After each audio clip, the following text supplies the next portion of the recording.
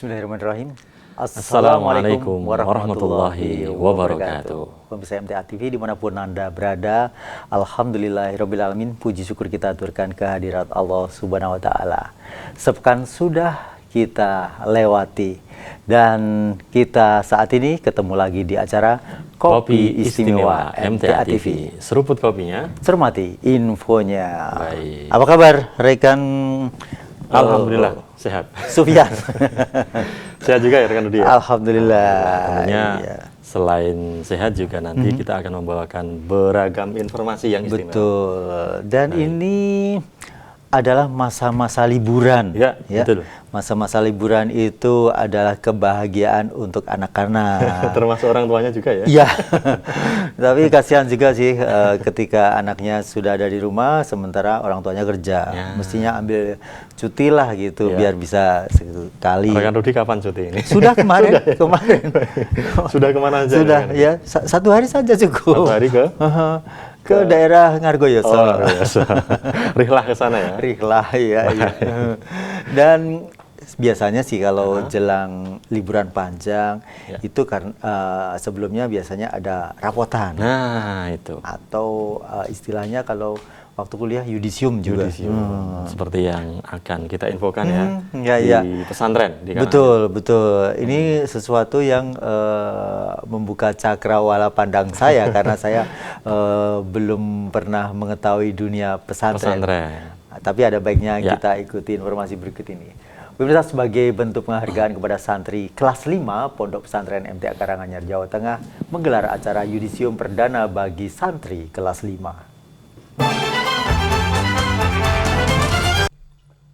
Seperti inilah jalannya acara yudisium perdana bagi siswa kelas 5 KMI Pondok Pesantren MTA Mojo Gedang Karanganyar pada Sabtu lalu. Setiap santri dipanggil satu persatu, kemudian berlari menuju masjid untuk menerima hasil ujian masing-masing. Di dalam masjid, santri menerima nasihat dari pengasuh pondok, kemudian secara bersamaan membuka amplop berisi keputusan kenaikan ke kelas 6 atau sebagai santri akhir KMI. Tahap selanjutnya dari proses yudisium ialah bersalaman dengan pimpinan pondok dan diakhiri dengan cukur rambut dengan model jundi atau tentara. Menurut Koordinator Penyelenggara Yudisium Perdana kelas 5, acara ini digelar sebagai penghargaan kepada santri atas semua ujian yang telah dijalani. Tujuan dari kegiatan ini adalah sebagai bentuk penghargaan dari pondok kepada santri kelas 5 atas ujian yang telah dilewati dan sebagai peresmian mereka telah naik ke kelas selanjutnya yaitu kelas 6. Menerima santri angkatan pertama pada tahun pelajaran 2019-2020, tahun ini Pondok Pesantren MTA untuk kali pertama memiliki santri kelas 6 KMI sebagai santri akhir. Kontributor Karanganyar, Jawa Tengah, Lintang Aji, MTA TV. Baik ya. Itu tadi yudisium, bahasanya keren ya di pesantren ya. Iya. Yudisium, yakni menerima hasil belajar selama ini. Betul, betul. Dan tentu saja lebih dari itu bukan hanya hal-hal akademis di sana yang diutamakan, tapi justru dari adab, akhlak dan lain sebagainya itu menjadi utama begitu ya. Dan diakhiri tadi dengan ada cukur rambut ya. Cukur rambut Model tentara. Itu model tentara. Kemudian ada nasihat juga dari pembina pesantren. Betul. Pernah mondok? Pernah apa ya rekan Rudi? PKL ya. Oh, PKL. PKL di pesantren. Tetapi biasanya yang seperti dilakukan di pesantren MTA tadi dilakukan juga di pesantren-pesantren modern. Oh begitu. Iya. Jadi begitu selesai terima rapot langsung kembar ya mereka. Kembar rambutnya. Iya. Semoga orang tuanya pas ngambil ya, ngambil untuk liburan ke rumah, nggak bingung anaknya yang mana. Oh, kan anaknya satu, yang pulang satu, maksudnya jadi banyak. Iya. Terus itu bagi anak ya atau santri. Kemudian pasti juga di sisi lain ini saatnya guru-guru juga libur ya itu perlu biar tidak depresi, stres. Perlu kegiatan yang menghibur Betul, hati, ya. betul. Karena setiap hari hanya mengajar, tapi paling tidak kita juga harus berterima kasih pada para guru Ya, itu. betul sekali. Dan tidak hanya hiburan semata, tapi juga harus ada semacam ingat kepada Allah ya. Ada tadabbur alam. Oh, tadabbur alam, ya. Alam. Tidak hanya sekedar wisata, tetapi juga harus ingat bahwa ini semua adalah ciptaan Allah Subhanahu wa Iya, Ta'ala. ini dalam rangka sebenarnya refreshing ya. Setelah setengah tahun lebih atau mungkin berbulan-bulan mengajar terus bersama anak didik, dan saatnya setelah para guru sendiri juga akan melakukan rihlah dengan tadabbur alam tadi. Tadabbur alam, sebagaimana informasi yang akan kita sampaikan ini. Oh ya, silakan. Ya. Kegiatan tadabbur alam bisa menjadi sarana untuk lebih mengenal dan mensyukuri ciptaan Allah Subhanahu wa Ta'ala, seperti dilakukan sejumlah guru dan karyawan pada acara rihlah ke Kabupaten Pacitan, Jawa Timur ini. Hari Sabtu 22 Juni 2024 menjadi hari istimewa bagi puluhan guru dan karyawan yang tergabung dalam Forum Silaturahmi atau Forsi Unit Pendidikan Kabupaten Sukoharjo ini. Bagaimana tidak, jika biasanya mereka disibukkan dengan tugas-tugas sebagai pendidik dan karyawan di setiap unit pendidikan, maka pada hari itu mereka mendapatkan kesempatan berwisata bersama. Berkumpul di halaman SDIT MTA Sukoharjo pada Sabtu pagi, rombongan kemudian berangkat menuju 3 lokasi wisata di Pacitan, yaitu Goa Gong, Beji Park, dan Pantai Telengria. Di setiap lokasi, peserta mendapatkan kesempatan menikmati keindahan alam sembari memuji kebesaran Allah yang terlihat dari ciptaannya. Pengurus MTA Perwakilan Sukoharjo Ustadz Al-Amin MPD berharap kegiatan ini bisa mempererat persahabatan dan persaudaraan di antara peserta.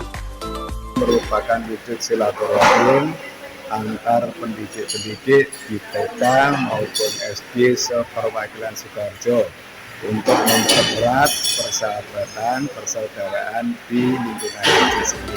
Seluruh peserta tanpa antusias mengikuti dan menikmati acara ini. Di akhir kegiatan dilakukan acara tukar kado antar peserta yang menambah suasana semakin semarak dan akrab. Dari Kabupaten Pacitan, Jawa Timur, Penny Surining Tias dan Rana Putri Muslihah, MTA TV. Terlihat menyenangkan dan menggembirakan. Betul. Senang. Yang pasti kemanapun tujuannya sih sebenarnya, bukan karena faktor di mana, tapi karena kita sudah lama strength mengajar begitu, berkutat dengan dunia kelas. Dan beda kalau dengan teman-teman kita bisa lebih los, bukan dol.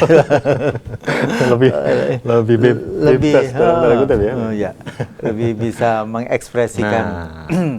Dan itu dilakukan oleh guru-guru dari SDIT Sukoharjo. SDIT MTA ya. Baik. Kita juga sesekali juga pernah keluar gitu. Ya, pernah ya. Insya Allah ke depan insya Allah kita. Ya. Tapi kalau lihat tayangan-tayangan Sufyan itu di mana-mana ada. Patut disyukuri loh ini. Patut disyukuri, alhamdulillah. Berarti dirimu harus sekali refreshingnya hanya di kantor saja. Iya, karena itu gantian ya, gantian. Iya. Dan itu memang bagian dari guru yang memiliki keseharian yang luar biasa sibuk begitu. Di sisi lain juga kalau di perguruan tinggi ini, kalau UNS sedang masa-masanya peralihan kepemimpinan atau suksesi. Nah, ini bisa kita fokus. Kalau kemarin 5 orang kandidat itu, sekarang uji publik sudah mengerucut menjadi 3 orang. 3 nama calon. 3 nama calon. Nah, ini ada informasinya rekan dia. Ada dong. Iya. Tapi yang jelas pemimpin tidak harus orang yang pintar-pintar amat gitu. Pintar Pak, boleh ya, dan itu bagian dari. Tapi yang penting akhlak. Semuanya sih di akhlak agama. Dasarnya akhlak ya. Dasarnya akhlak begitu. Kalau tanpa itu semuanya apalah gunanya? Ketika kita memiliki pemimpin tapi di sana dia tidak berakhlak ya. Ya, nanti malah minteri yang dipimpin ini. Nah, gitu. Baik, ini informasinya ya. Ya. Pemirsa, Majelis Wali Amanah Universitas 11 Maret Surakarta atau MWA UNS menetapkan 3 calon rektor terpilih menyusul pemaparan visi misi ke-5 bakal calon.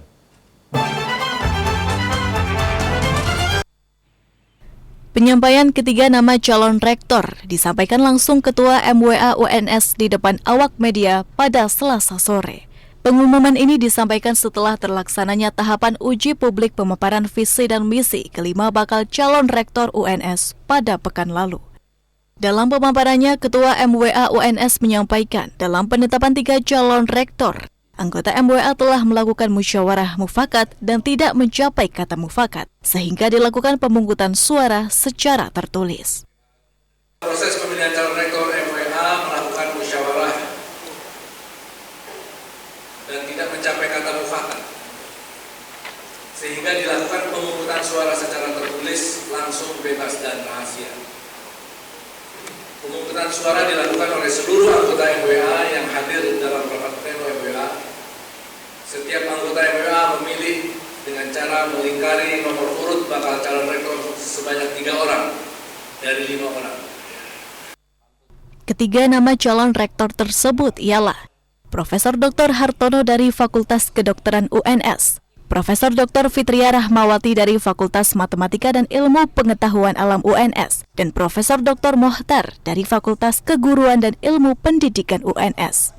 Pada tahapan selanjutnya, ketiga calon rektor UNS akan menjalani kembali pemaparan visi, misi, serta program kerja di hadapan MWA pada 18 Juli mendatang. Dari Kota Solo, Jawa Tengah, Muhammad Hasan, MTA TV. Baik, itu tadi ya, Rudi, pemilihan rektor Calon rektor ya. UNS di tahun ini ya. Ya. Semoga siapapun nanti yang menjadi rektor bisa membawa nama UNS, tidak hanya di Indonesia tapi juga di luar negeri. Betul, betul, ya.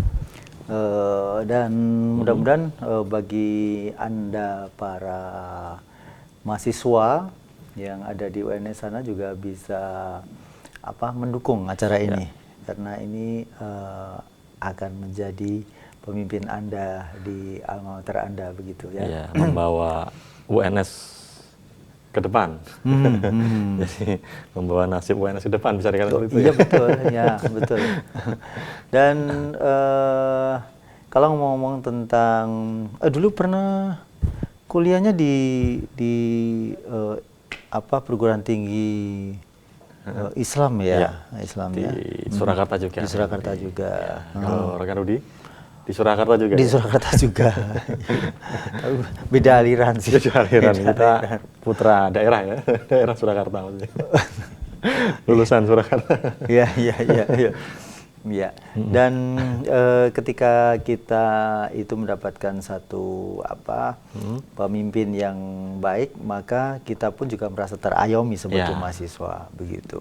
Betul sekali rekan. Pemimpin insya Allah akan membawa masyarakatnya atau yang dipimpin kalau baik ya ke arah yang lebih baik.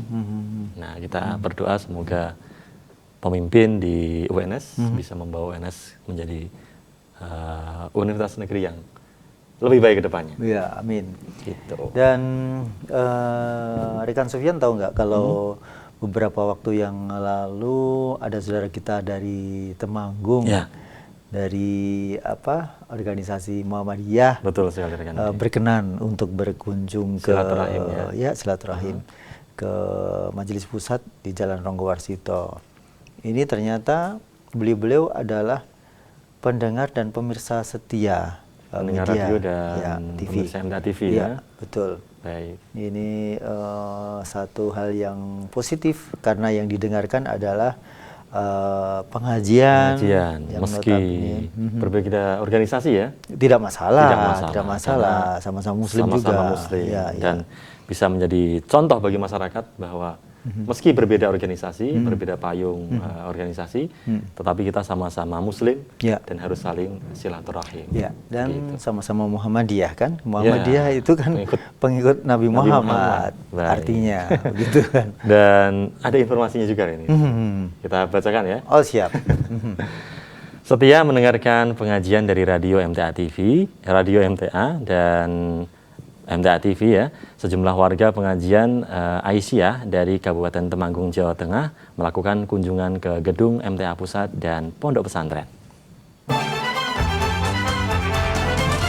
Kedatangan rombongan warga dari Kabupaten Temanggung diterima langsung oleh Sekretaris Umum MTA Pusat, Ustadz Sunarno Esos M.Hum, di Gedung Pengajian MTA Pusat, Jalan Ronggowarsito nomor 111A Kota Solo pada Sabtu pagi.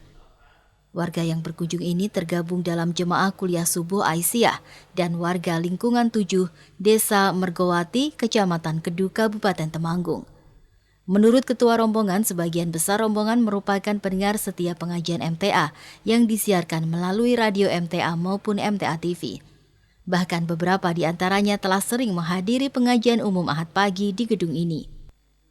Kenapa ke sini? Sebagian besar dari warga kami memang juga pendengar di radio, karena radionya pagi sore itu pasti ada. Kami ada yang sudah sering ke sini, ada sebagian yang baru sekali 2 kali, ada yang belum pernah ke sini.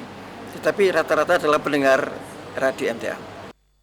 Setelah berkunjung ke gedung MTA Pusat, rombongan melanjutkan kunjungan ke Pondok Pesantren MTA Karanganyar. Kunjungan ini diharapkan memberikan alternatif pilihan bagi warga pengajian Aisyah yang ingin menyekolahkan putranya ke Pondok Pesantren. Dari Kota Solo dan Karanganyar, Jawa Tengah, Burhan Amrullah, MTA TV.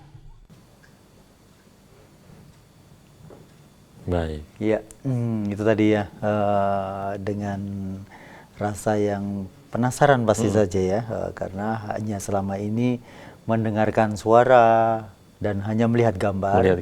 Tapi dengan datangnya ke sini menjadi satu atau pembuktian bahwa saudara kita selalu welcome terhadap siapapun. Bahkan tidak harus Muslim, ya, betul. terbuka bagi semuanya. Dan menjadi energi positif juga ya, kunjungan saudara-saudara kita ke Majelis Tafsir Al-Quran di Surakarta. Ini menjadi inspirasi bahwa kita sesama umat Islam harus saling menjaga ukhuwah dan silaturahim, saling kunjung mengunjungi, dan itu akan membawa inspirasi positif bagi masyarakat. Oh ternyata kita meskipun berbeda organisasi tetap damai, rukun, ayem, tentrem gitu ya rekan-rekan ya. Bahkan beberapa waktu yang lalu kan ada saudara kita dari Nadiin ya, yang berkenan untuk karena momentumnya ada di Mangkunegaran dan beliau harus istirahat, maka dipersilahkan istirahat di gedung pusat. Majelis Tafsir Al-Quran. Menyenangkan sekali kalau sesama Muslim meskipun beda paham, tapi di sana ketika ukhuwah itu terjadi, maka kita bisa saling menghormati. Betul sekali, Rudi. Dan kali ini kita setelah break nanti kita akan ketemu dengan beliaunya beliaunya. Kita akan wawancara ya. Dengan yang tadi Ustadz Jundarto ya. Baik. Mohon maaf kalau tadi di titel ada kesalahan ketik ya, penulisan. Mestinya Ustadz Jundarto yang benar betul. Baik. Dan pemirsa, kita akan kembali setelah jeda pariwara berikut ini, yakni masih di acara Kopi Istimewa MTA TV. Seruput kopinya, cermati infonya.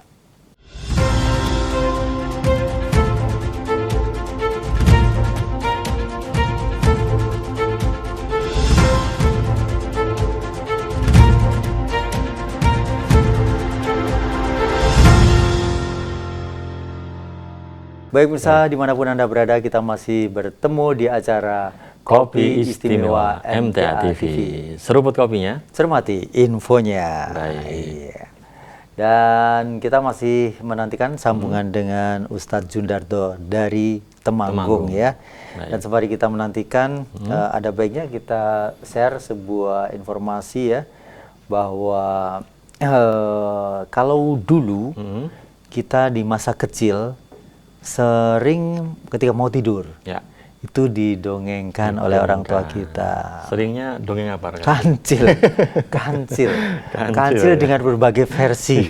Ya, dan waktu itu kita tidak begitu merasakan bahwa sebenarnya di sana nilai-nilai kecerdasan memang bagus sih ya. Kecerdikan ya. Kecerdikan, kelicikan bahkan ya. Jahat banget ya Kancil. Jahat Kancil. Kamu sebenarnya lemah tapi kamu licik. Gitu ya. Jadi waktu itu misalnya Kancil nyolong timun, nyuri timun. Kancil nyolong timun terus di penjara sama petaninya gitu, katanya mau dinikahkan sama masa Kancil mau dinikahkan sama anaknya petani, kemudian membohongi buaya. Oh, ini kisah-kisah. Ini kisah-kisah yang sebenarnya kurang apik ya untuk dikisahkan kepada anak-anak kita. Nah, berbicara mengenai kisah-kisah ini ada pelatihan berkisah ini. Nah, dulu di radio pernah ada namanya kisah bertutur begitu. Nah, sekarang ada baiknya kita ikuti informasi berikut ini ya. Guna meningkatkan kualitas dalam mengajar, seratusan pengajar Taman Pendidikan Al-Quran di Kabupaten Sukoharjo, Jawa Tengah tengah mengikuti pelatihan berkisah.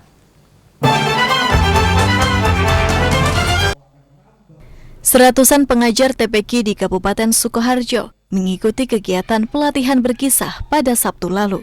Pelatihan bertempat di gedung MTA Cabang Bedosari 2 Sukoharjo, diikuti peserta dari 42 cabang MTA. Menurut Ketua Forum Komunikasi Lembaga Pendidikan Al-Quran Majelis Tafsir Al-Quran FKLPQ MTA Kabupaten Sukoharjo, pelatihan ini bertujuan menambah wawasan, pengetahuan, dan pengalaman dalam berkisah. Harapannya dari asatidzah akan bisa menambah wawasan, pengetahuan, dan juga pengalaman khususnya tentang berkisah yang memang salah satu materi yang sering kita sampaikan di kegiatan TPQ. Sementara menurut pemateri yang juga Ketua Pemuda MTA Perwakilan Sukoharjo, berkisah adalah sarana menyampaikan informasi dengan kemasan yang baik dan menarik, sehingga mudah dipahami oleh anak-anak. Dan jangan malu, jangan khawatir. Ketika kita berlatih dengan rutin, insya Allah akan mudah menguasai dan insya Allah akan bisa menjadi pemateri ataupun penyampai tentang kisah Nabi, sahabat, dan lain sebagainya yang insya Allah itu akan sangat berguna untuk meningkatkan kualitas SDM kita.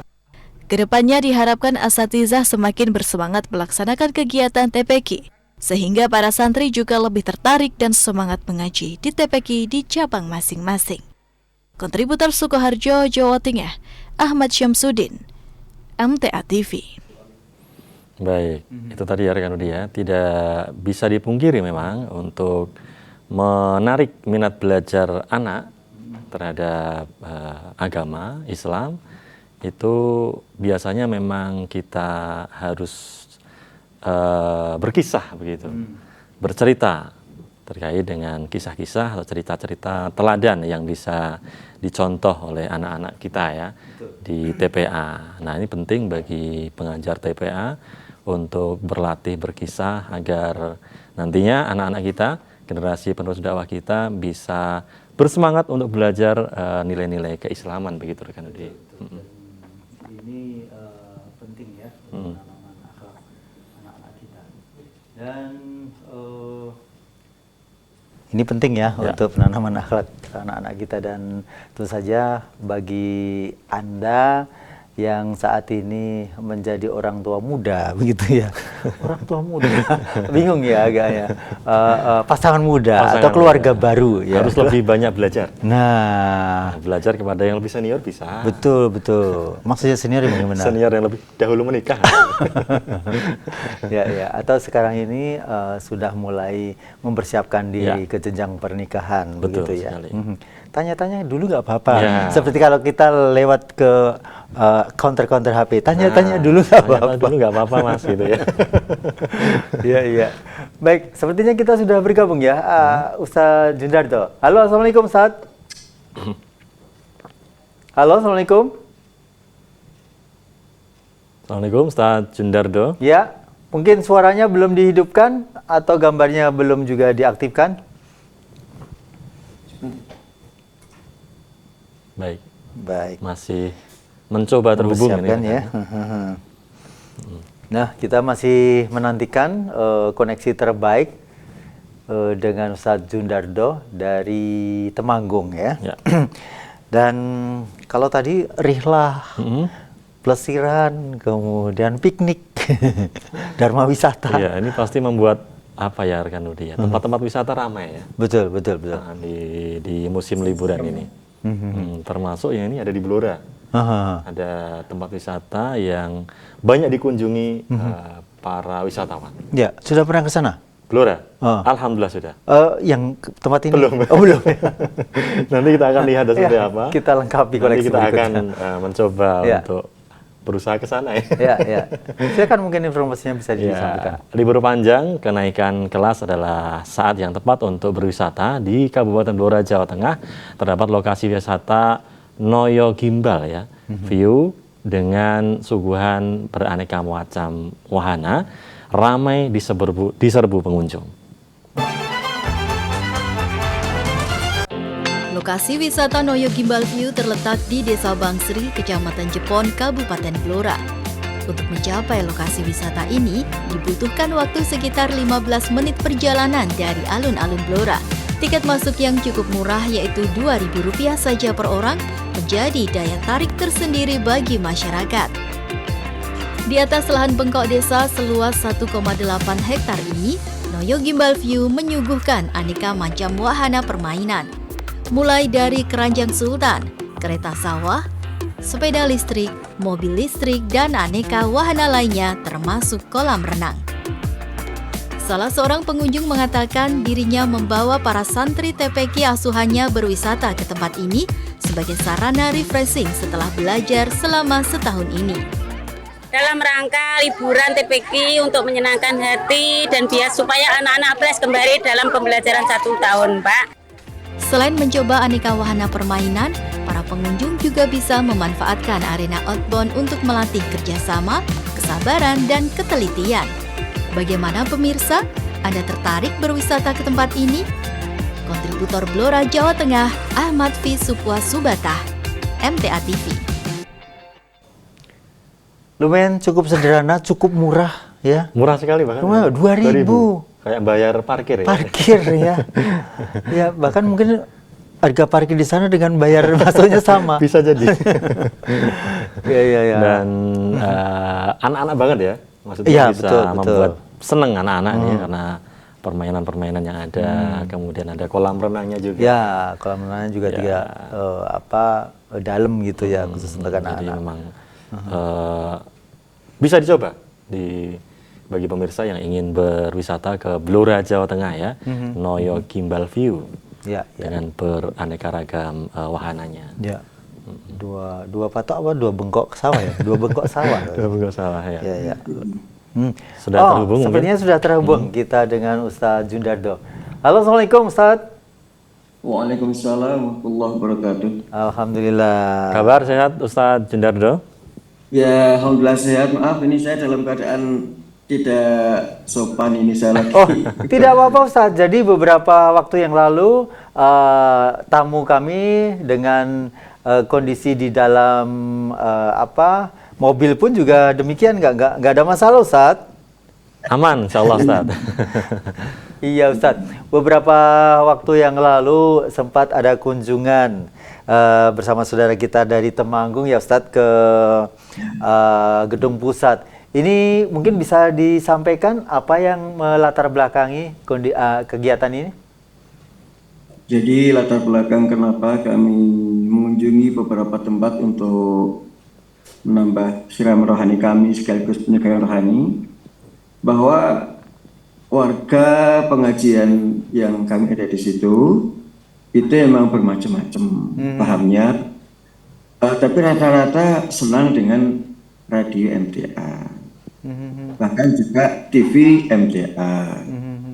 Beberapa lagi yuk kita silaturahim ke sana, barangkali nanti kalau kita bisa lihat pondoknya anak-anak kita bisa ke sana. Jadi Jadi memang agaknya mencari satu pemandangan baru, dan kami bersama Pak Muhdah itu ya sebagai sesepuhnya di situ mengakomodir pemahaman-pemahaman yang ada, tapi tetap dalam koridor-koridor kerukunan, sekaligus perbedaan itu indah dan menghormati. Tapi kecenderungan untuk melihat lalu mendengar radio MTA juga brosur-brosurnya itu senang, sehingga ingin sebagian ada yang ingin mendidikkan anaknya di pondok pesantren situ. Iya. Baik, Pak Jundardo, setelah sekian lama menyimak media MTA ya, baik radio maupun televisi, apa ini kesan yang didapat dari kegiatan menyimak radio dan MTA TV ini, Pak Jundardo?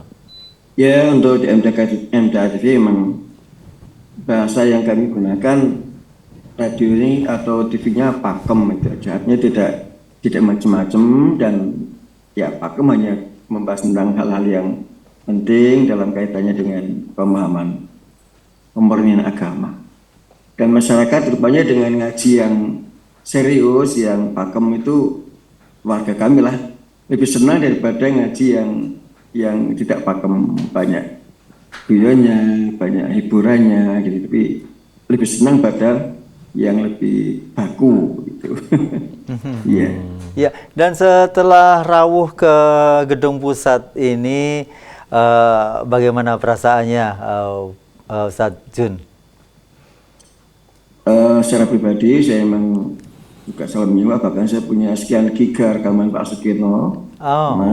Ya, kajiannya juga baik, saling menghormati, saling menghargai, dan kalau kajian-kajian umum, maka kemudian materinya juga bersifat umum, saya pikir itu no problem.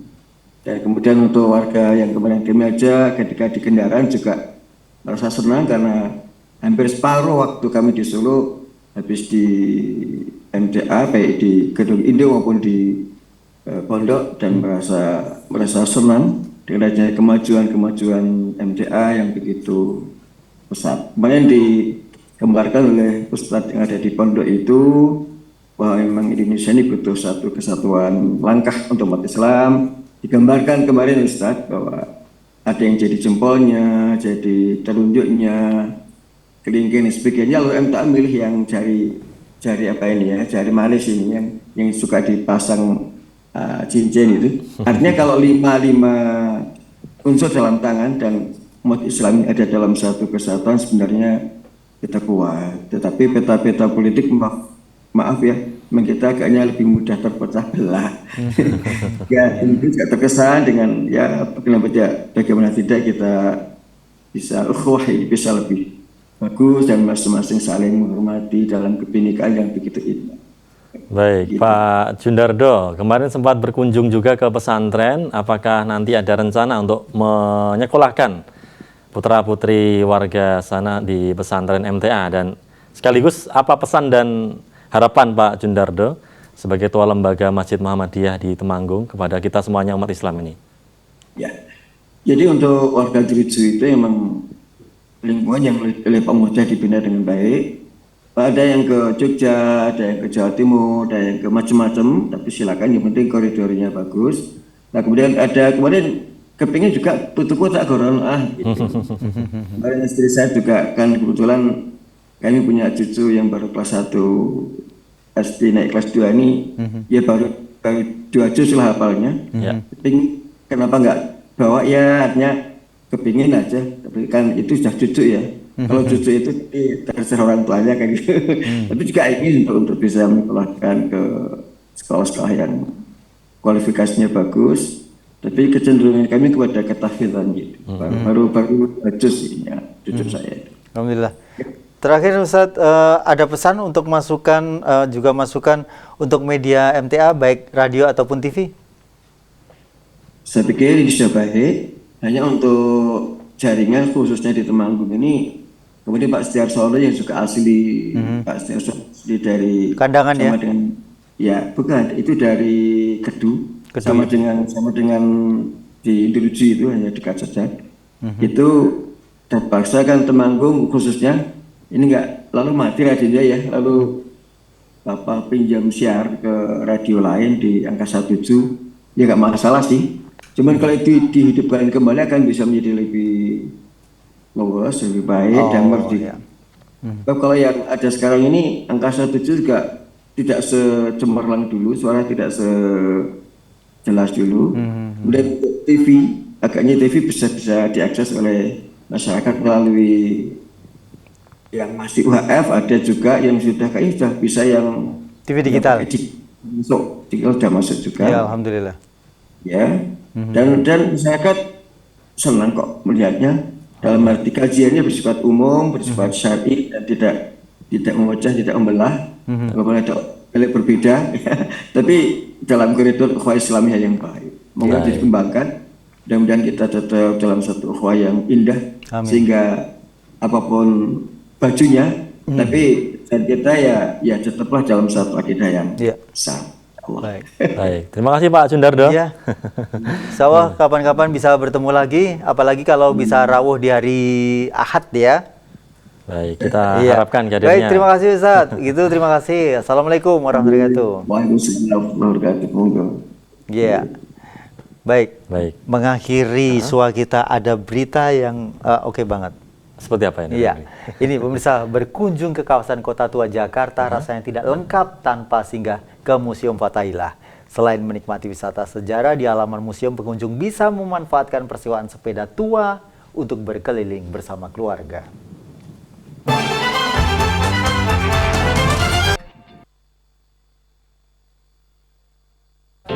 Lokasi wisata Noyo Gimbal View terletak di Desa Bangsri, Kecamatan.